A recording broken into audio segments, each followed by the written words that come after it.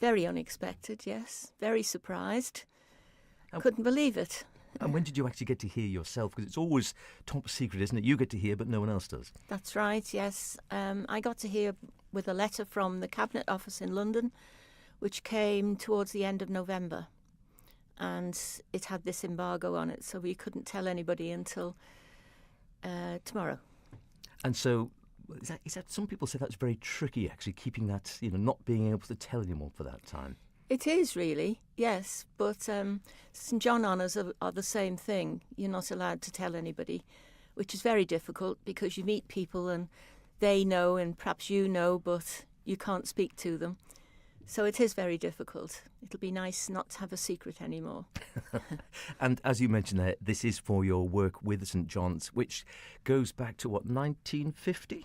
It does, yes. Yeah, I joined as a cadet in 1950 and then worked my way through, eventually becoming an adult. We have cadets until they're 18 these days. We've got badges from 5 till 10, and then cadets 10 to 18, and then you're an adult. But in my day, we went out as cadets doing duties at various places, and it was very interesting. And can you remember, Enjoyed if you cast your mind back a few years, can you remember what it was that first made you think, I'll join up with St John's? My aunt. Your aunt? It's a family thing. My aunt and her 2 brothers were in St John. She was the first serving sister on the island, and one of her brothers was a serving brother. And the family sort of kept up. I have cousins in St John, and obviously the aunts have long gone now, but she thought it was a good idea for me to join. Took me down, and they met when I joined in Victoria Street, where Starbucks is now, up above that. And then eventually they got the buildings built up. And now I've got cousins and in-laws as well in St John. I met my husband in St John. I was going to mention that your husband's here today, and there's a good reason alone, if nothing else. That's a great reason to be in St John, isn't it? So how did that come about? How did you meet Derek? Well, in those days, Dr. Guy Panton had a big part in St John, so we worked with the hospital, and they brought a mass X-ray unit over to do mass chest X-rays for TB on the island in the X-ray department in Nobles. And Dr. Guy arranged for some of us to go up and do the paperwork and look after the people before they went in and when they came out. So we met up from there. And yes, never looked back, as they say. Never looked back. We've been married now 52 years, so... Oh, goodness me. Yes, it's a long time. So golden wedding been and gone then. Been and gone, yes. And it's such a part of the institution. You go to any function anywhere, it seems. The St John's boys and girls will always be there in the background, providing help when it's needed in such cases. For those not within the society, it seems to be much the same. It's never changed. Has it changed dramatically over the long time that you've been associated with it?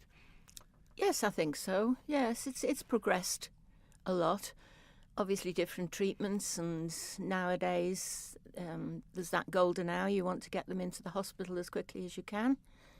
So times have changed. When I went for the races, for example, you used to go out and stand on the street corner and hope nobody came off in front of you. But nowadays it's a lot more sophisticated and a lot more high profile, I suppose. And is it still easy to get younger people to come in to get involved in the society? It's not too bad. We have quite a lot of younger people. We've got about 160 odd adults, which include a lot of support workers as well. And we have about 60 cadets between 10 and 18. And we have about 50 or so little badges. A lot of them go up, of course.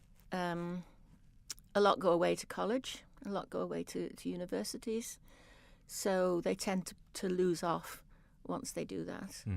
But they come back, and it's very rewarding when people come and say to you afterwards, I had to treat my son or daughter or something, or you taught my daughter or you taught my son, and now I'm in St John, so that's quite nice. And is that one of the values? I was going to say, what do you think it is that it brings to people? What do you think you've enjoyed most about your association with St John over all these years? Well, I put a lot into St John, but I get an awful lot out of St John. I've always got a lot out of St John. Made a lot of friends, met a lot of people, done a lot of hours, I suppose, travelled a bit. Must have notched up a few, I'd have thought. Yes, yeah, I do a lot, but I've met some very interesting people and made a lot of nice friends.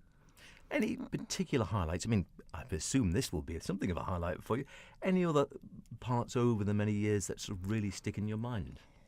I don't know, really. There's so many. I mean, I've been to London quite a few times and done things there, met a few of the royalty in London, or when they've come over here.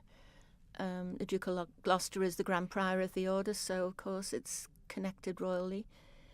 And I don't know what else really that's highlighted specifically. There's so many things that stand out. And are you still active now? Are you allowed to take a back seat now, or do you still like to get involved? No, I don't do any public duties now. I let that lapse, but I still do masses of paperwork. Every organisation has masses of paperwork to fill in. Always. Always, yes. So I try to keep that up to date, keep members' records up to date, because I've always thought that members' records are important to see what qualifications they keep up and how they're getting on, etc. And it seems to work very well. What would you say to anyone, a young person thinking about, I wonder if I should volunteer for something like that? What would you say to encourage them to think it's something that's, well, clearly you do, it's something that's worthwhile. Do you think it's good for young people to get involved in these sort of organisations? Oh, yes, yeah, because I find what you give in, you get out, and you can get a masses out. And they have, we've got cadet units and badger units, and they really have a good time. If you talk to them, they have great fun. It's fun as well as serious work, and they learn a lot, which never leaves them. As I said, I still get people coming up to me now and saying, my son or grandson, as it is these days, fell and I knew what to do. I remembered what you said. So there's the serious side to it, but there's also a lot of fun, and they have camps and all sorts of things, which they really enjoy. Are you planning on carrying on with your involvement for the foreseeable future? I hope so, yes. Yes, as long as I can. I will keep up with the paperwork, keep people organised with papers. So hopefully, yes.